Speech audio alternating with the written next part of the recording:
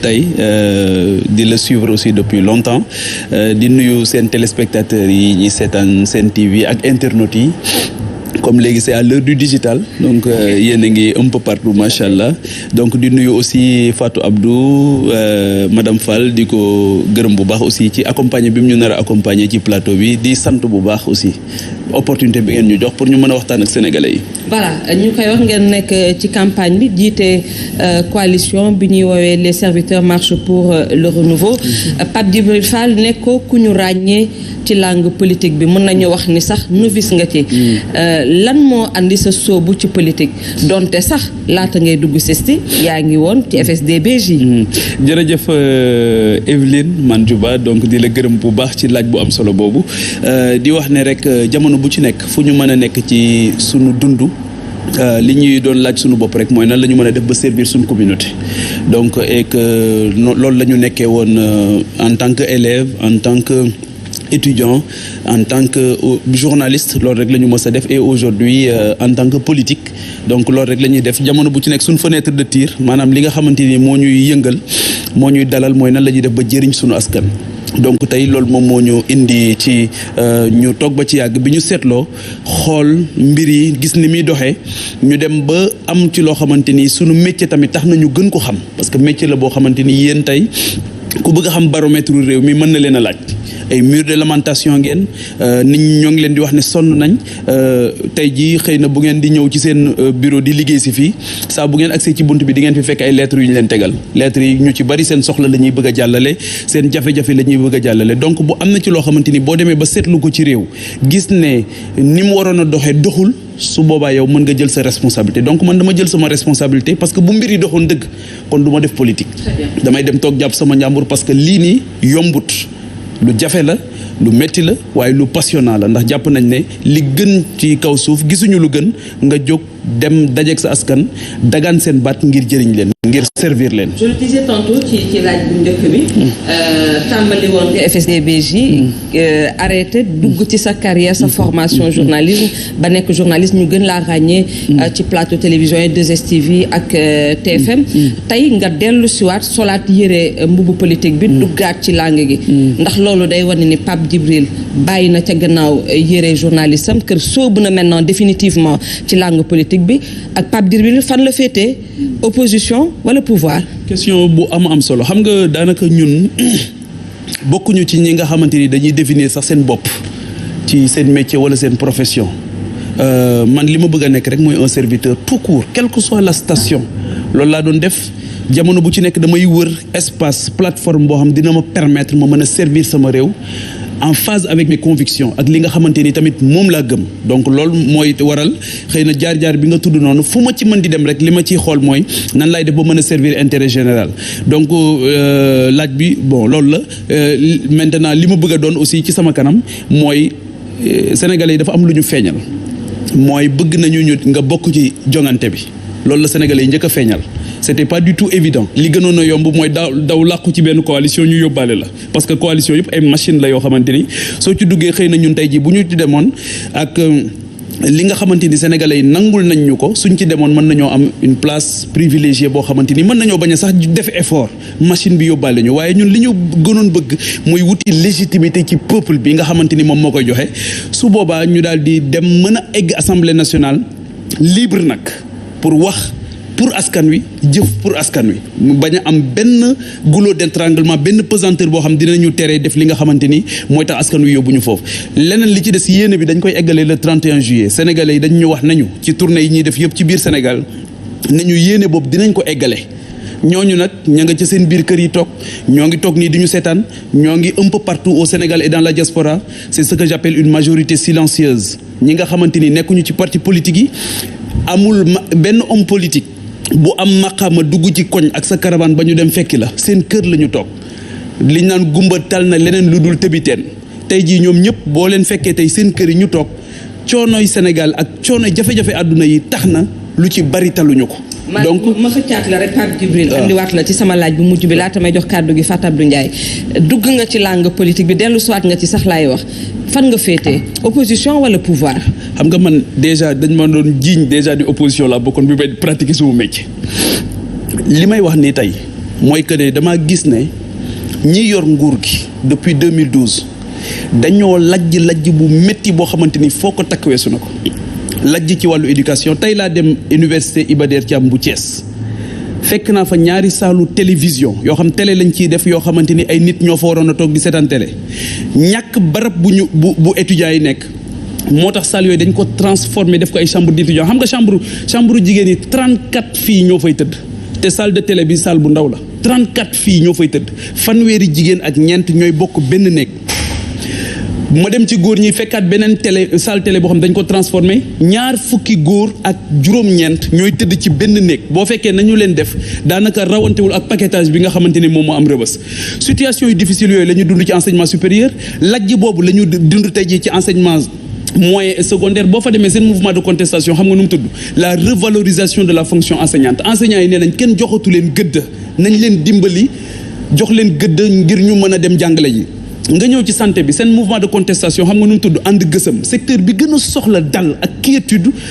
ñoom ànd gësëm lañ tudd tey jii boo demee hôpital Matlaboul Fawzeyni bu Touba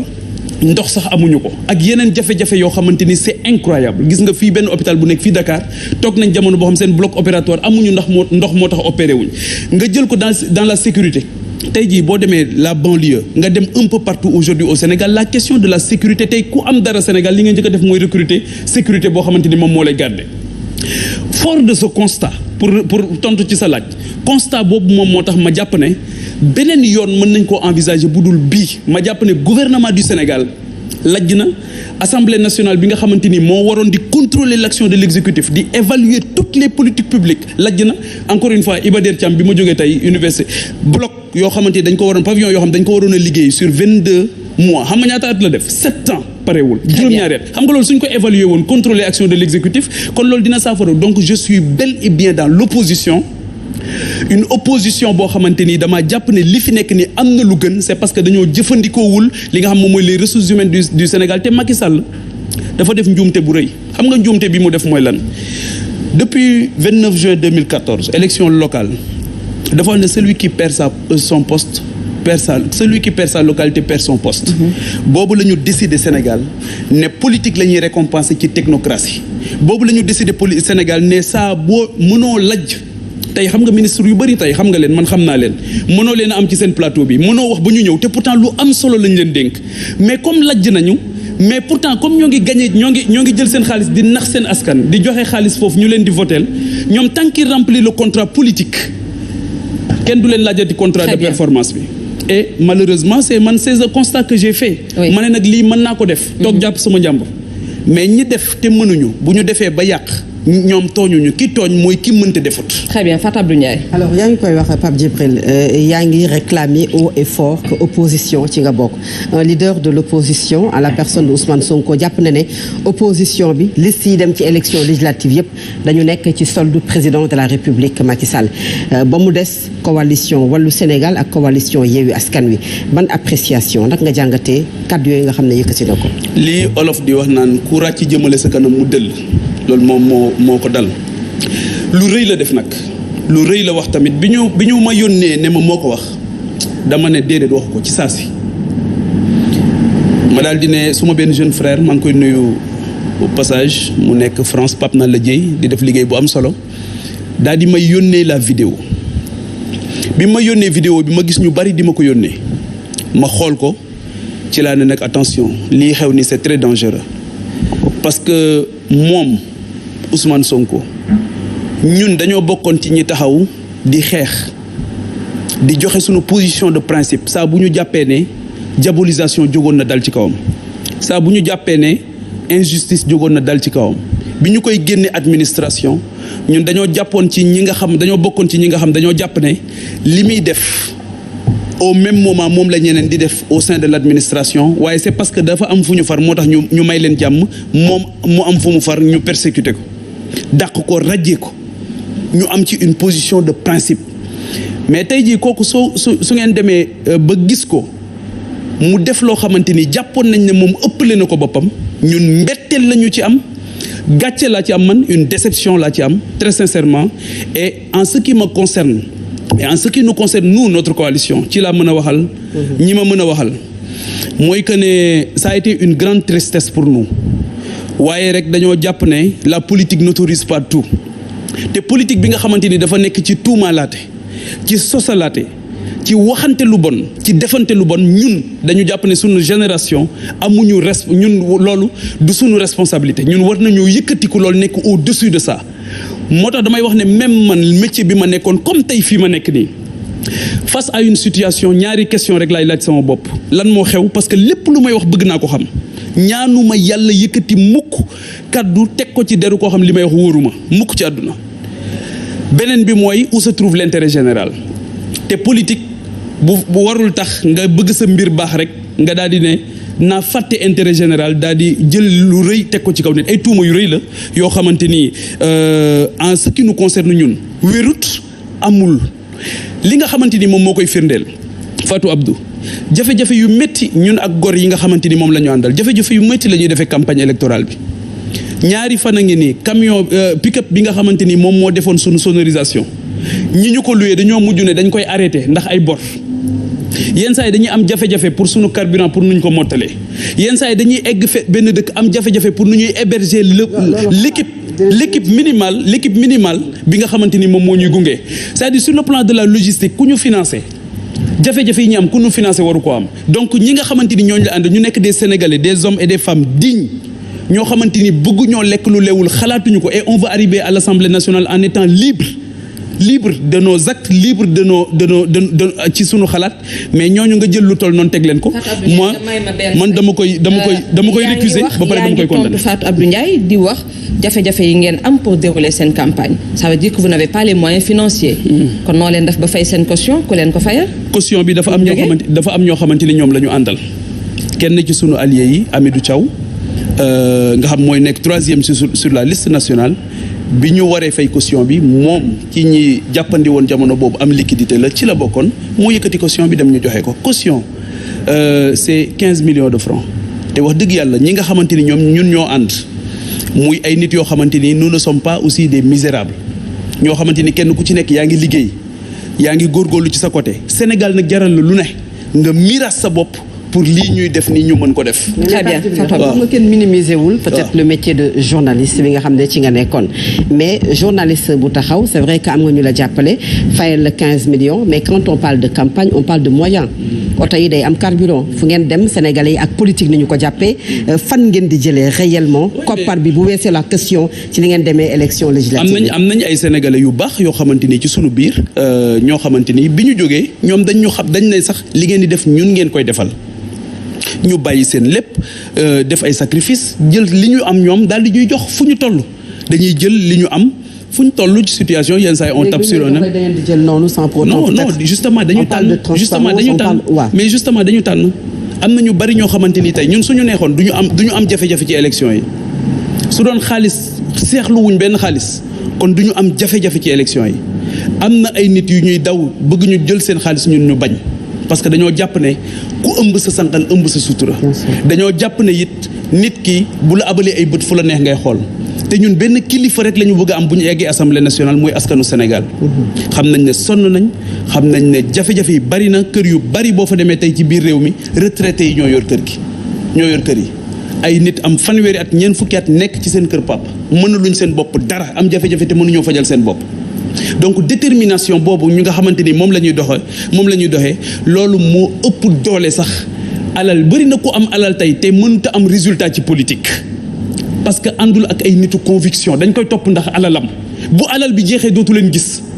ñooñu muy jox xaalis sax ñuy nekk ak moom ñooy retourner di ko yàq ñun dañoo ànd ak ñoo xamante ni tey ñii dañoo jël congé ñii dañoo miiras seen bopp wax dëgg yàlla bugguma sax tudd ay tur ñoo xam dañoo jël li ñu am def ko ci ñii jël ay risques énormes def ko ci sunu QG fi ñu ko defoon nee naa la kenn koo xamante ni ci ñun la bokk nekk un médecin moom moo aménagé son cabinet médical jox ñu ko foofu lañ defoon sunu quartier général liggéey bi yëpp foofu lañ ko doon defee une partie de son cabinet la jëloon jox ñu ko gis nga Fatou Abdou Evelyne y a des gens qui aiment ce pays am na ñu bëgg Sénégal fii comme si bitim réew li leen réew mi jaral kenn xamul ni mu toll te ñooñu pare nañu pour dimbali ñi nga xamante ni ñoom ñoo nekk di góorgóorlu te yàlla rek tax waaye nag Sénégalais yi seen yaakaar dafa yàgg tas ñu yàgg aussi am yaakaar ci nit mu nekk ci boppam di lijjanti boppam xam nga lan moo métti nag mooy kenn gëmatul njàmbaaru xale yi ci Sénégal ndaw ñi xam nga tey jii on nous pose une question l'origine de nos fonds mais kenn du ko laaj yeneen coalition yi kenn du leen laaj fu ñu jëlee seen xaalis te pourtant gis nga oto yi ñuy dawal gis nga li ñu yor ci moyen gis nga ne amuñu jafe-jafe moyen mais ay xale yu lii moo tax ndaw yi Sénégal dinañ yàgg di nekk à la remorque ci ay nit yoo xam duñu xam fu ñu leen jëmee parce que tey jii damay wax ne si on a les moyens on organise si on n'a pas les moyens on s'organise su fekkee ne li nga bëgg amoo ko ay nit bu ñu dajaloo lu nekk mën nañ ko def et ñun aujourd'hui c'est ce groupe là que nous avons yenn saa yi ñu dem fenn mais mën nañoo bañ a am sax lu ñu xewlu dañuy mos tuuti rek daal di naan ndox daal di dem tëdd mais Sénégal jar na ko fépp fu ñu dem dañuy gis ne ñañu fay fekk dëkk bu ñu fay fekk démb ci tàkkusaan ñoo ngi nekkoon ak Cheikh Ahmed Tidiane Niass ak Serigne Assane Seck bu Thiénaba ñu fekk leen Thiénaba mais ñooñu pàkk bi ñu nekkoon démb muy pàkku kilifa diine yu mag yoo xamante Ahmadou Ndak Seck Serigne Ahmadou Ndak Seck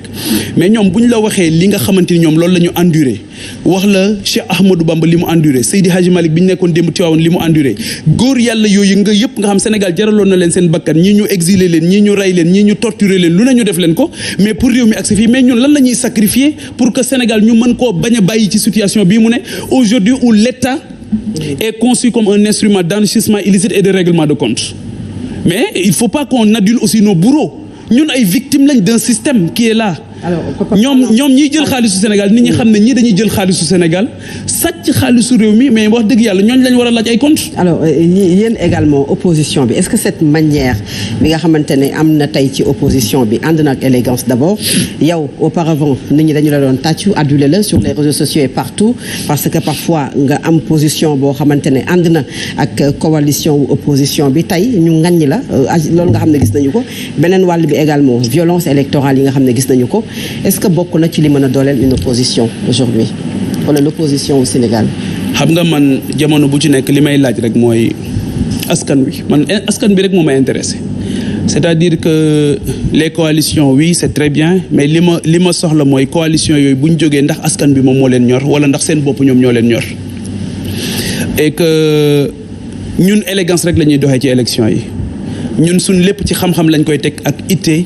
ak teggin bu mat sëkk ci lañ koy teg damay wax ne le Sénégal c'est une promesse de paix et de stabilité sociale cette paix et cette stabilité sociale dafa am njëg boo xamante ni moom la am ñun du ñu bokk ci ñi nga xamante ni ñooy salfaañe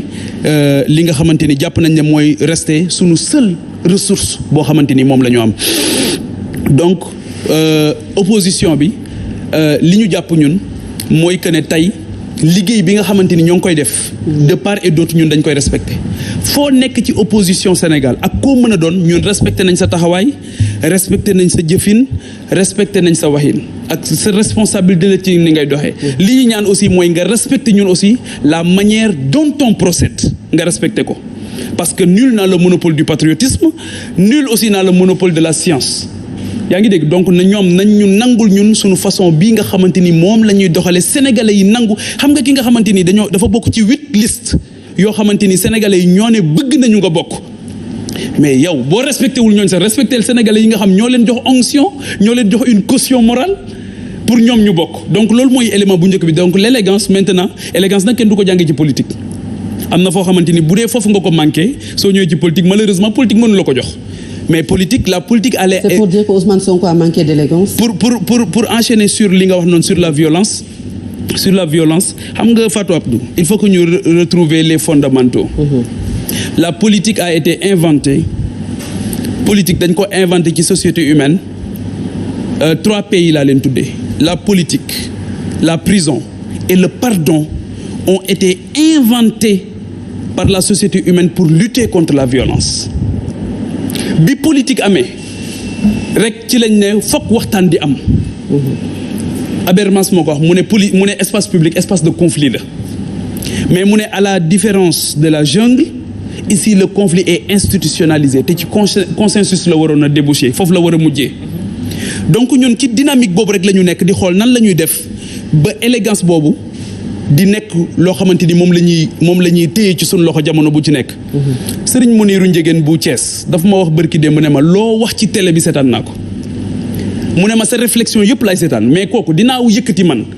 tout tuumaal nit wala ma waxal ko nit loo xamante ni du dëgg wala ma wax njombe bu rëy boo xamante ni wóor na ma ne bi ma koy wax moom moo ngi toog di ma seetaan